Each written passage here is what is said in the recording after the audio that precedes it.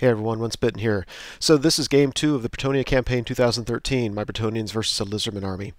I uh, I put together this list after our week 1 update, and I only put together one list. I broke two rules that I was going to do. The first rule was I was going to put together a couple lists so that I could choose among them when I found out who my opponent was going to be, and I was just too tired. I didn't feel like it. And the second rule I was going to do is I was going to go for 3 virtues, just because that's the most you can do, and you might as well go for it. And when I put together this list, I just didn't want any more characters in there, and the points were tight, so I didn't really have a whole lot of points that I could put into knights, because I had to have more points in peasants and knights. So anyway, I went for purity and for empathy. With purity, the character that goes on always gets a 5+ ward save, even if you don't pray. But the tax that we put on it is you cannot pray. And then to win this virtue, you have to win the game. So you have to be able to win the game without praying it, which I guess can be done. I thought that might match up well with the virtue of empathy, which means I'm going to be bringing a peasant army, which don't benefit from the beginning of the game, praying for the blessing. So I've got another character with that. He gives inspiring presence to all peasants within 12 inches. The tax is you have to have more points in peasants than knights, and then you have to win at least one combat with peasants. Well, if I'm going to win the game, I certainly better be winning combat with peasants. And then, as always, your character has to survive, or you have to win the game in order to claim those virtues in addition to accomplishing what was listed above. So, put a couple trebuchets in the corner. You know, my thinking here with this army was just, I'm going to castle up and make him come to me. And hopefully I can outrange him, even though I only have a couple trebuchets. But I've got a fair amount of archers, and I've got some offensive magic. So, anyway, 2 trebs, a unit of 10 bowmen, 50 men-at-arms, and there's a character in there. There's another unit of 51 men-at-arms, I think, with the character and 10 bowmen in front of them. Here's my virtue of empathy. This is in my leftmost men-at-arms unit. So he's got really a whole lot of nothing. Dawnstone and enchanted shields. He's got a rerollable 3-up. Really better not to get him in combat. And then I've got my level 4. She's in the second men-at-arm unit. And she doesn't have any points thrown at her either. She's got level 4 beast, and then she's got a scroll, and that's it. If you look in the archer unit just in front of my second large men-at-arm unit, you'll see a kind of a primed black model. I don't have 2 damsels on foot, so this is what I was using for my second one. So level 2 beast with the power scroll. Made sure she had the transformation spell, so I like the idea of being able to 2-dice that at some point in the game. 10 more archers. Then I've got my lord on a hippogriff, and I did this because I was telling Anthony I was going to take a Bretonnian lord on a hippogriff, because he said it's just so bad. And yeah, I'm not sure I disagree. But anyway, I put the virtue of purity on him, so even though I won't be praying, he will have a 5-up ward save. He's got a rerollable 2-up armor, and of course he's on the hippogriff. I've got 12 knights of the realm, 10 more archers, and then the other thing I told Anthony I would take is a unit of 6 peg knights. And so they're over here. That's just ridiculous. So he's got 5 chameleon skinks in the woods. I wasn't even trying to hide my lord on hippogriff from these guys, because I figured there's only 5 of them. They could do 10 shots. They've got to hit, and then they need 6s to wound. I just really wasn't that worried about it. So he's got some skinks, temple guard with the salon. I don't remember the complete build on the salon, but first off, this Lizardman list is based on the Swedish comp, so he can't trick out everything. I know the salon has the lore of light, and he gets the extra power die. So he's got a Crocs skink unit, a Crocs score skink unit, some more skinks behind him, a Stegodon, Temple of the Engine of the Gods. I know the skink priest on top of that has Comet, and that scares me because I'm castling. To the right of that, a bunch of Saurus warriors, and at the front left you'll see a model with a white base. That one is a character. Don't really know what he has, except for something where he could shoot through armor pretty easily. Then he's got a Scarvet on a cold one. This is just your typical Lizardman tank, really. He's got like the Charm Shield, a a 1-up rerollable armor save, and something that makes... I know that your armor save against him is at a -4, so it's high strength with armor piercing. And he's got some pterodons. So we roll my opponent... Oh wait, this is not before the roll. This is after Vanguard, and he Vanguarded his pterodons first, and I didn't realize it till now. It looks like he did a much more than 12-inch Vanguard. It looks like he flew them 20 inches, which is... It's kind of funny. What's funny about that is I didn't notice it at the time.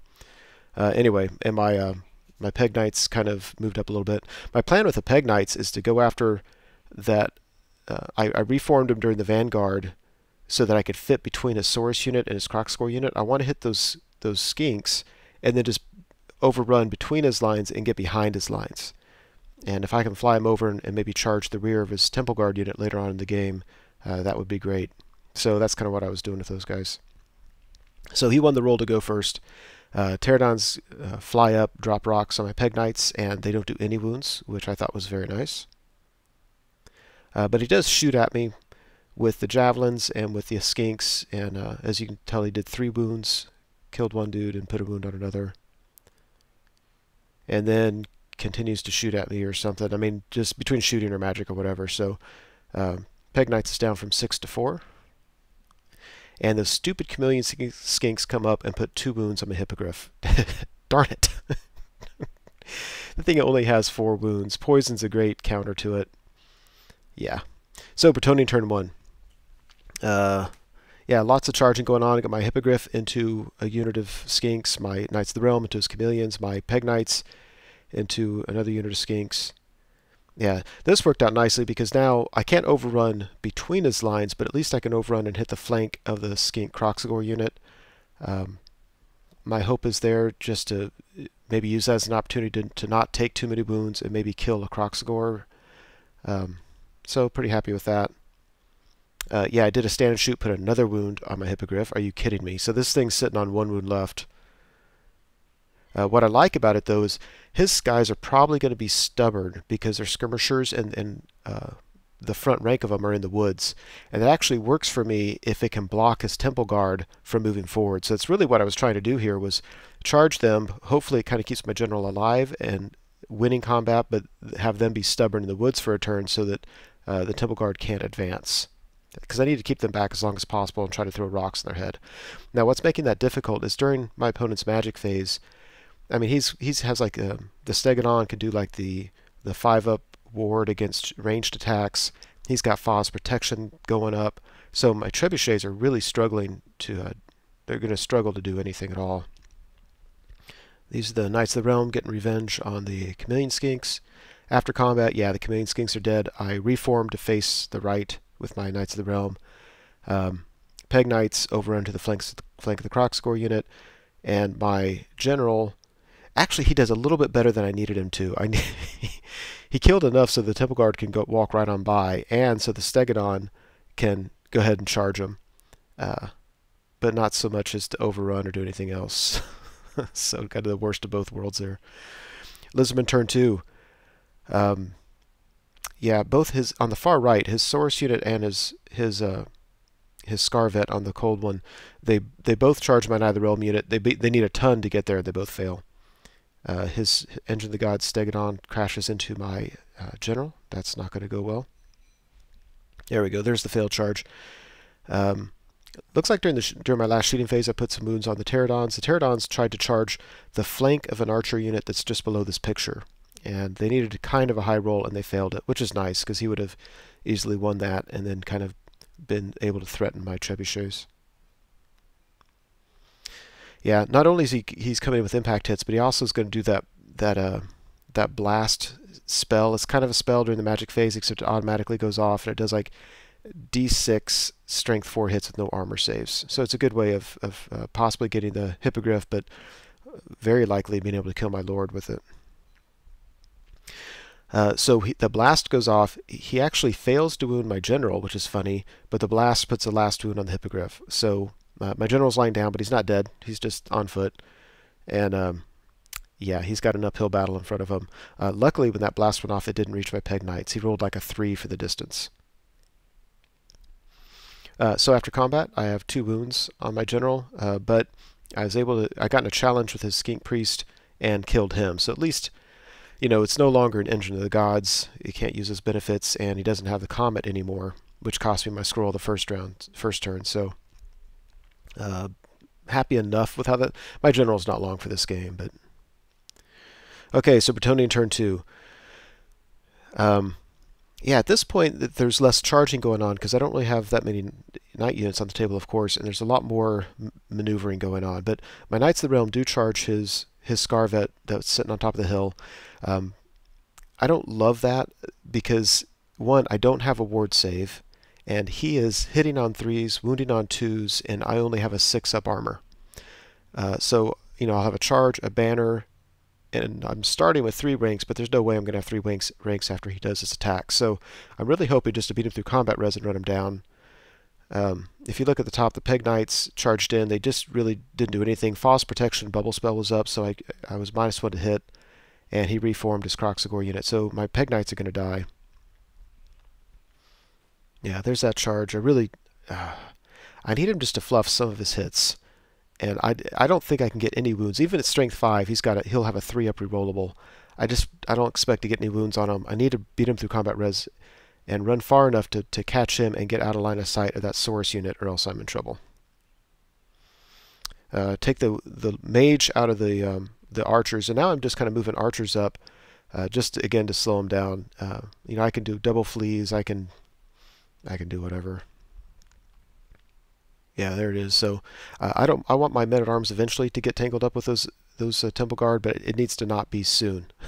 I need them whittled down first. And again, with False Protection, my trebuchets are doing nothing. After combat, yeah, this dude has the Saurus Scarvet has 4 attacks. He hits 3 of the 4, kills 3 knights. I don't do any wounds. I do break him through combat res, but don't run him down, and that sucks because he's going to rally now. And charging him. I'm not very optimistic. If you look on the left, the Peg Knights got just torn up by the Kroxigors. There's one of them left, and he's fleeing. And over here, during my magic phase, I got +1 strength and toughness stuff off my general, and between that and his armor saves, he was able to shrug off all the Stegodon attacks. But he's putting all his attacks on the Steg itself, and nothing's going through. So it's kind of just a pillow fight. But because I'm a single character, I'm stubborn in the woods, so I'm stubborn 9, so that is very nice. And we go to Lizardmen turn 3. So, overall the board looks like that. There's a spell on his Temple Guard that's the Curse of Honor here. So if he charges or marches or anything, he's going to lose 1/3 of the unit. So I think he decided because of that just to step up. Just to not to march, just to move up a little bit. So it saves this unit. It gives him more time to cast magic, but it also gives me time to throw some more archer units up there and slow him down and try to drop rocks on his head. I'm pretty sure the Skink Kroxigor unit on the right just moved up because they were too far to safely charge anything. And the same can be said with everything over here. And of course the Scarvet rallies, which is going to hurt. And then we go to the magic phase, and yeah, oh my gosh. So he casts like 3 different spells. He's not throwing 6 dice at anything with his Slann, but he's throwing 3 or 4 dice time out. He's getting these huge magic phases. He gets the extra power die. I mean, it's just overwhelming. I can only stop maybe 1 spell. And so he throws 4 dice at a spell. I think it's False Protection. And rolls a miscast. His Slann gets sucked into the void and blows up almost his whole Temple Guard unit. I think the big blast hit everybody in the unit, and he actually was pretty lucky that 7 guys survived it. I don't know. I think odds are he should have saved 6 of them should have survived. So anyway, he's got 7 Temple Guard left, and all of a sudden the game got interesting again, because I was thinking, you know, he's coming up on me, and I just really don't have the tools to deal with what he's got. And now he has no magic, and his Temple Guard unit, which was the most fearsome thing on the board, is now not fearsome in the slightest. If I got my men-at-arms into them, I'd just kill them. So, absolutely huge. He kills my general, so we just traded generals this turn. And we go to Bretonnian turn 3. So, the archers on the left, I don't really move up. I stay where I'm at, just so I can shoot at the Temple Guard. If I can knock off a few of those guys, there's only 7, so any guys I can knock off would really help. Archers on the right move up to slow down his Kroxigor unit and just in general to try to frustrate him. I take characters out of my men-at-arms units because now he doesn't have any shooting that I know of, and he doesn't have any magic. So I can take him out so when I get in combat, they're not being threatened. I am keeping my level 2 up to where she can countercharge, and if I feel the desire or the need to charge her in and then turn her into a dragon or something. So I don't like this. Charging this guy, even with 9 knights, is a losing proposition. Again, he's got 4 attacks hitting on 3s. My experience has been when that happens, you never know. He could fluff his attacks, but if he doesn't fluff his attacks, his hits, he wounds on 2s, and I've only got a 6-up armor. You know, he likely is going to do 3 wounds to me, and I'm likely going to do none. So odds are he's going to win this, but my thinking was I can't really avoid this guy. So I might as well, you know, charge him and hope, if nothing else, even if he's winning it, if I can be steadfast for a while and just hold him up until the end of the game, that's might be the best I can do. So overall it looks like that. Yeah, he hits all 4, wounds all 4, I save none of them. Yeah, but I'm steadfast and I stick, but yeah, that unit's going to die. Shoot at these guys, take them from 7 down to 5, so they're more and more manageable. I think I drop a rock here. I did something on this unit that that helped out. And we go to Lizardmen turn 4. So on the left is Temple Guard charge unit of archers. His Stegodon just kind of moves up. There's a lot of funny stuff going on here. So his Croc Score unit tried to charge my men-at-arms. He declared the charge. I thought I had him blocked with my archers, but I didn't. We looked at it, and I just by a millimeter I wasn't blocking him. So his Saurus unit charged my archers, and I fled, and I rolled like a 2 or a 3. And so what it did is it landed right in front of the Croxagore unit. I mean, they hadn't moved yet, of course, but they moved so that at that point the Croxagore unit couldn't get around him now, because before I was at a totally different angle. Then after I fled and sat there, so the Croxagore unit can't redirect because they charge the men-at-arms. The men-at-arms stuck, so you can only redirect if they flee. And then a Saurus unit doesn't roll high enough to catch the bowman.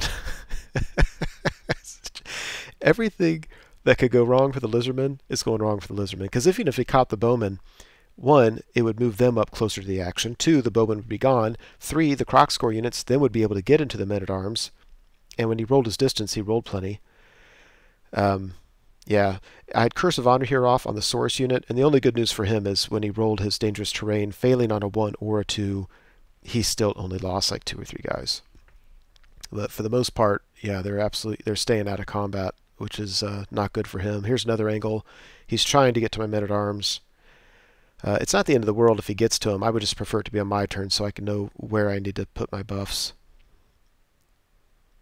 Yeah, he's coming in here. I'm great with this. My hope is he beats the unit and you know, they run away, and then I can countercharge with my men-at-arms. Over here, now the dude decides to fluff his attacks, and he kills none of my guys. Man, if he had done that on either of the 2 last rounds of combat, I would have just killed him through combat res and had a chance to run him down. So as it is, yeah, he doesn't do any wounds to me, I don't do anything to him, I win by a banner, and he sticks. So I guess I'm holding him up, and for the most part, because this is turn 4, he probably can't do much the rest of the game, but it cost me a knight unit. After combat, he only kills 5 of my bowmen. I've got 5 left. They're steadfast, and they stick. So actually that's not wonderful, because now I can't countercharge. All right, Bretonnia turn 4. Bowmen on the left charge the flank of the Temple Guard. My men-at-arms units, neither one of them can charge. And at this point, I'm happy to get into combat, but I can't. I'm blocked by a combat on the left and fleeing archers on the right. So anyway, overall it looks like that. Yeah, let's see. Now, everything that at the first of the game when nothing was going right for the Bretonnians, now everything's going right for the Bretonnians. So my Trebuchet 1 lands a rock on a Stegodon's head and kills it, so that was very nice. I wasn't sure how I was going to deal with him. The other Trebuchet scores a direct hit on these guys and knocks them down by a bunch, so that really does help, makes them a lot more manageable. And over here, his Scarvet kills everybody except my champion, and then my champion breaks and gets run down. So yeah, not ideal, but whatever. One thing I'd say about those Knights of the Realm too is I think I had 4 rounds of combat with that guy, and all 4 times they failed their fear test, which only really mattered when it was the charge and I was strength 5, but yeah. After combat here, he's got so few guys left he just can't do the wounds, so he does a few wounds to my small archer unit, but I think I win combat. So, and by the way, for the virtue of empathy, we have to win at least 1 combat with peasants. So if nothing else, I know I've got that. Let's see, Lizardmen turn 5. The Saurus warriors on the right are so far away. I think he just moves up this time, and the Crocscore unit tries to charge, and I think again they fail. After combat this time, he's down to 1 guy, but he reforms. Bretonnian turn 5. Now his turns are really fast because he has no shooting, no magic. Not a lot of combat because he keeps on failing his charges. Bretonnian turn 5. Yeah, I couldn't charge with my unit on the left because they were still being blocked by the combat, and my unit here at the bottom couldn't charge because the bowmen were in front of them. And then after the declared charge subphase, the bowmen continued to flee and fled through my unit. And I have I'm leadership 8 with a reroll, and it took the reroll. They almost failed it and ran off, and they almost certainly would have ran off the table. So it was a scary moment for the Bretonnians. Otherwise, it just looks like that. At this point, his units, I'm hoping if I can whittle them down just a little bit more, I'm very happy to get in combat with my big blocks of men-at-arms. So there's the fleeing bowman that almost cost me that unit. Okay, now we're cooking with oil. So Trebuchet lands here and take out one Croxagore and tons of skinks. So now I'm very, very happy to get in combat with them. If you look on the bowmen kill the last Temple Guard unit. So just for the record, the Temple Guard unit was destroyed by 2 units of bowmen. Well, and a slan. Actually, mostly the slan, but still. And let's see. This is his last turn, so he really backs up with his units. I mean, he's been trying so hard to get into combat, failing his charges, and he's finally close enough to where he could. And he's looking at what his units. He's got nothing. I mean, what is he going to do? If you look at the bottom unit of men-at-arms, I've got 2 of those muscle man symbols, those 2 arms. That means I have double Weissen's wild form buffs on them. So they are strength 6, toughness 5 men-at-arms. So he did not want to charge into that. So he backs up with his 2 units. Nothing else he can really do. On my turn, these bowmen rally. Both men-at-arms units charge. He decided to flee with his Croxagores, and that ended up being a mistake, but he didn't know it was going to be like that. But basically, I think I needed like 11 or 12 to get there, and he was just thinking, why mess with it? If I flee, there's no way. If he flees, there's no way I could catch him. But what he didn't realize was that if I do win with my men-at-arms, if I break his source unit and run far enough, I'll catch the Crocscore unit and destroy him that way. So his odds would have been better to stick. But, had he stuck and if I had rolled high, then I likely would have slaughtered him. So hindsight's 20/20. I needed an 8 to make it to the Saurus Warriors, and I made it. And, yeah, so it looks like that. And during the magic phase, I get Curse of Von Heroth on the Saurus Warriors, so they're -1 to hit.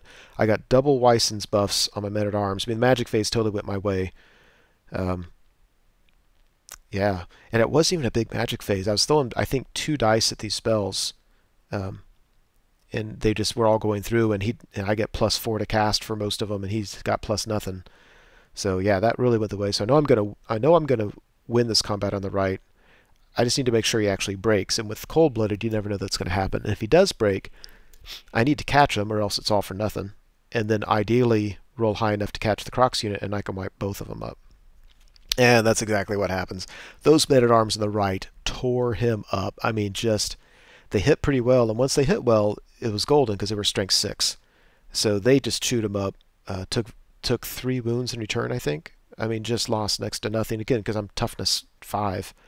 Overran. I rolled a 9, so I caught the unit I was with, and then caught the Crocscore unit. So the only thing I has left on the table is a unit of Skinks and his Scarvet. The Scarvet actually landed a Trebuchet rock on his head, and he had the charm shield and shrugged it off. So I almost got those points too. So for the Virtue of Purity, I didn't pray, and I won the game, so I got that one. Virtue of Empathy.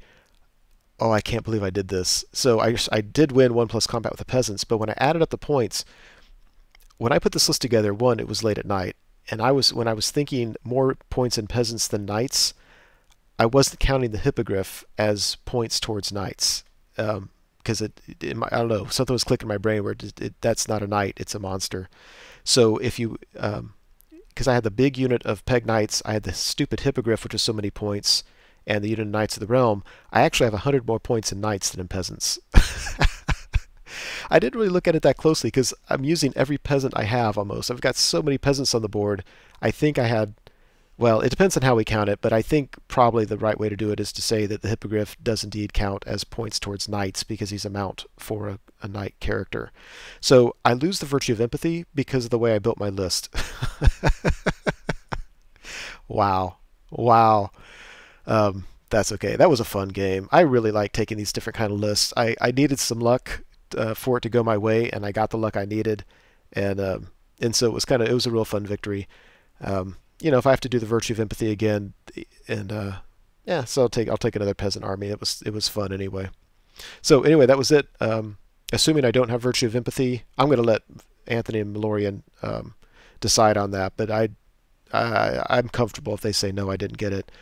Even without it, that puts me at 3 virtues, so I'm tied with them, and they haven't played their week 2 games yet. So if they get 3 virtues in this game, they're going to be 6 to my 3, and that could be scary for me.